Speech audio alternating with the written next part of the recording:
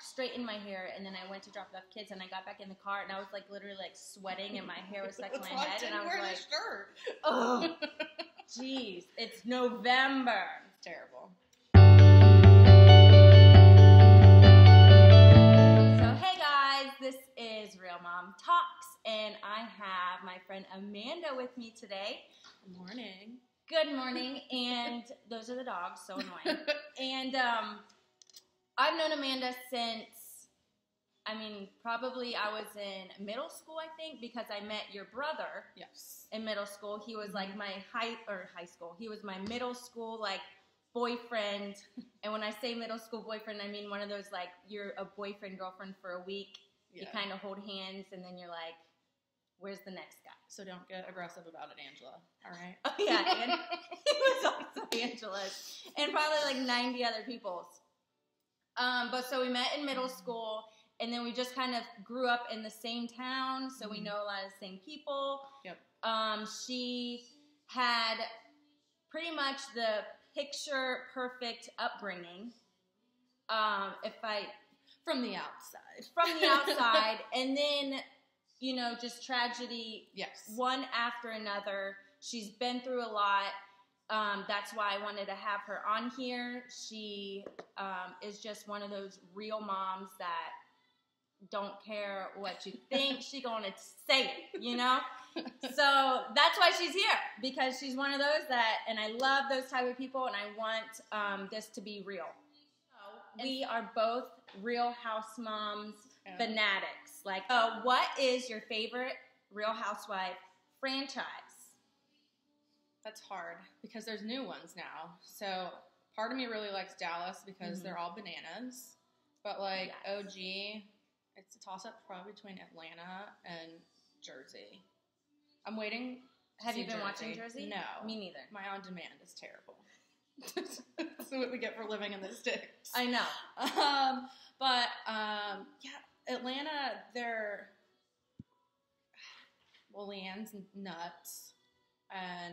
But I think they're all their own kind of crazy. They are. That's why they're on there. And it's all, like, it's big money, too. It's like, everyone thinks, like, OC or Beverly Hills are, like, the big money, but I think that we don't realize, like... how much money is in Dallas. Yeah. I think they might be, like, the most wealthy. Probably.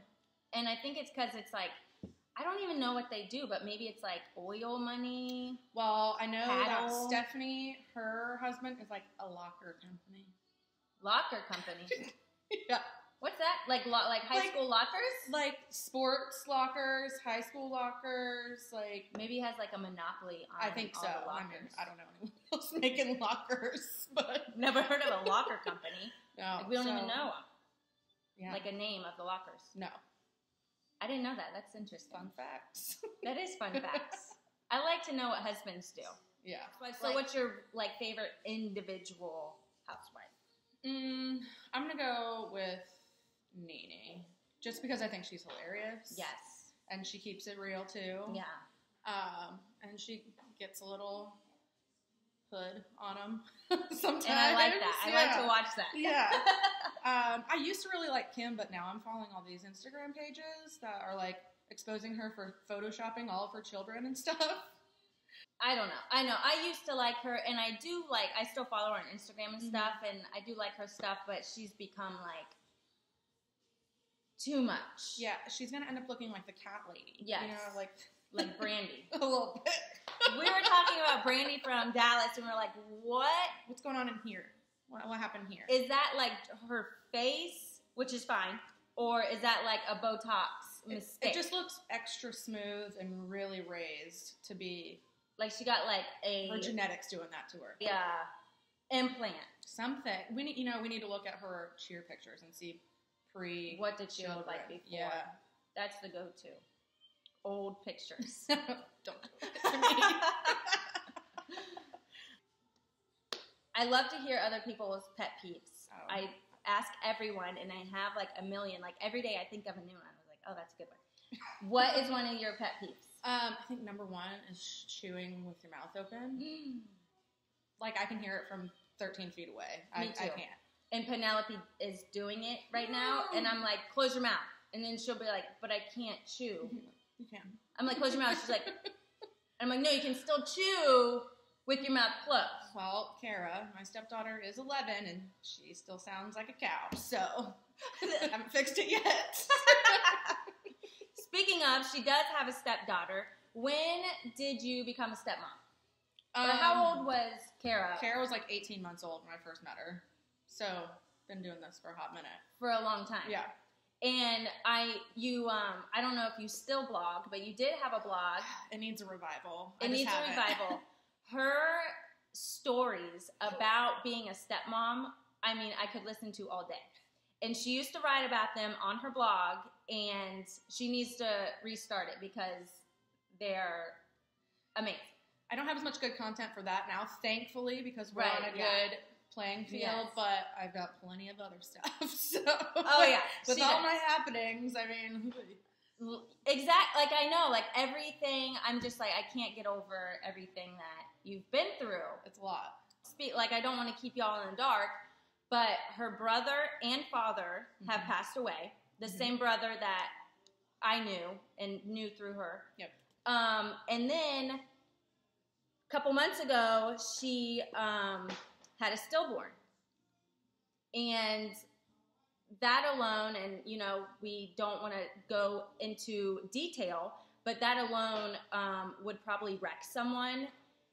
And she is the strongest person I know. And I don't know if just because you have been through so much that you're, like, hard as a rock. That's probably a lot of it. But maybe just because you don't get a choice.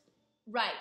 That's true. But, I mean, I saw you probably like a month after. Yeah. Right? We went to Oxford Exchange. Mm-hmm.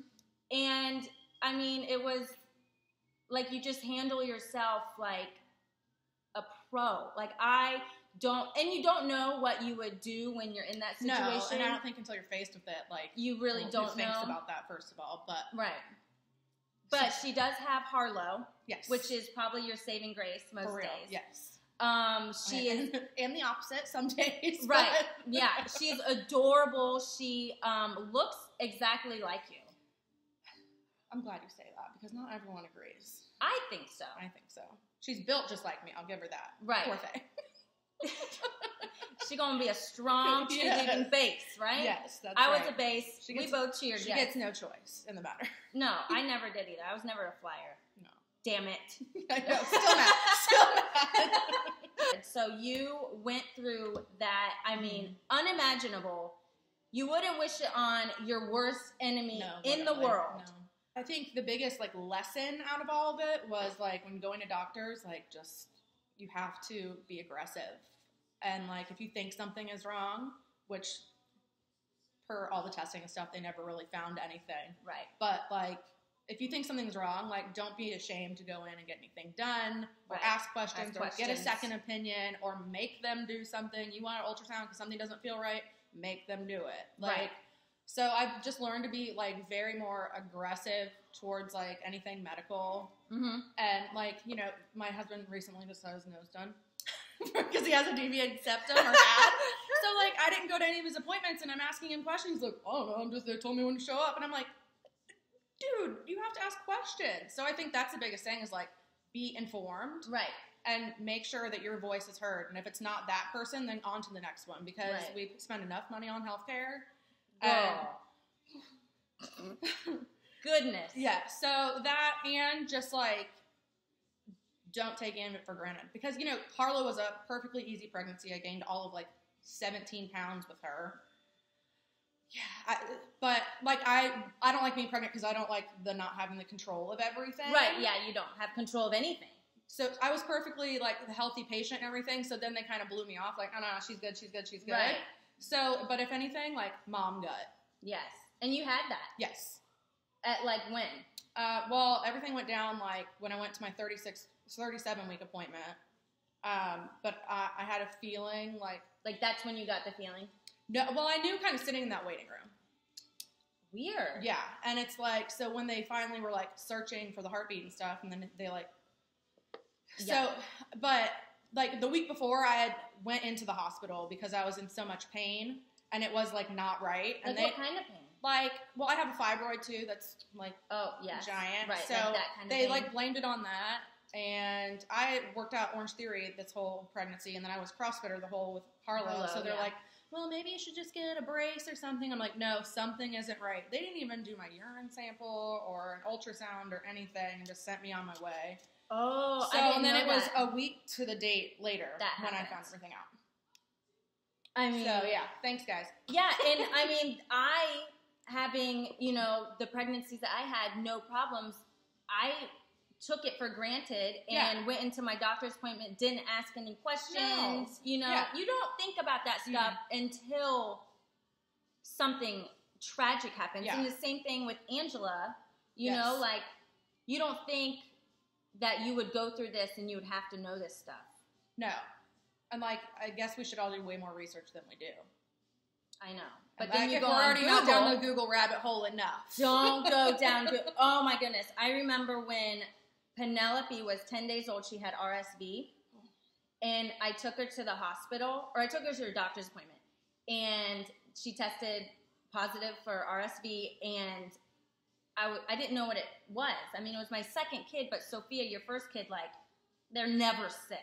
Yeah. So your second kid is like, well, why are you sick? What's wrong with you? Right. And so we go, she tests positive, and I Google it. No. Like, do not Google a newborn having RSV. It will tell you that your baby will not live. Yeah, and there's images and everything. Right. Yes. And I lost it, and Google can be your friend, but it can also be your worst enemy. Well, even to this day, for me. Oh, with that. You still Googling stuff? Yes. Because it's just always turning. Yeah, because you don't have more and more questions. No answer, you don't have any answers. Like, who missed what, you know. Oh. So. That, I mean, it's completely awful. Yes. But going to happier news with Harlow, what is your hardest part you think about, that, like, something nobody tells you about? Like, what has been, like, you're like, what? Like, why is this happening? Like, I didn't know about this. Okay, so she's a really easy baby, and toot toot. I know I had an easy pregnancy, and now I have the easy baby too. Right. But she slept since 7 weeks, like 12 hours a night. Like, she's magic baby. Banks still is like waking up like twice a night. I mean, some nights he goes like long stretches, but the majority of nights he's still waking up at least twice. Well, side note, they never got the boobs, so she never got that. Yeah, so she was always formula. Right. So I think that they sleep a little longer, or whatever. Right? She's or also a belly sleeper, so I had to like just let that ride. That's a little terrifying. From the beginning? Yes. Were you like... She's always like this little nugget. Yes. And then you go, like, how many times a day did you, like... Oh, at first it was nuts. That is nuts. Yeah. It's still, like, sometimes, like, when he's sleeping, like, too long, I'm like, what's wrong? Yeah. Like, something's happening. I know. Even now when she's napping and it's, like, over her 2.5, 3 hour... Yeah, she still naps 2.5, 3 hours a day. Let her sleep, honey. But I think the biggest thing at first, now I'm, like, more okay with it, was, like, feeling, like, trapped. Right. Like... I'm terrified to go anywhere. I don't have both of my hands. Right. I have so much crap. Yes. It's true. Like, you don't think about all the stuff that you need. I think it took me, like, 5, 6 weeks to, like, leave the house with her. No. First. Yeah, especially with your first. I don't think I left my house for And I didn't have a Tula or any carrier. So I was like... buy that. So that's, if you're listening to this and you're a new mom, buy a baby carrier because they will save your life. You need your hands. You will get your hands back, and you will get out of the house. You can go to the grocery store. You can go to the grocery store. It'll be okay. She was a formula feeder. Mm-hmm. Did you have, like, that cool, like, formula machine? Yes, the Brezza. Was it amazing? That was one of the best baby shower gifts that I got. It looks amazing. It's literally like a Keurig for baby formula. And it's so easy. Yeah, you just press it and you can select the ounces and it's already like warmed up. Yeah, and you just have to refill it and clean it out like once a week. No, can you put like other stuff in there?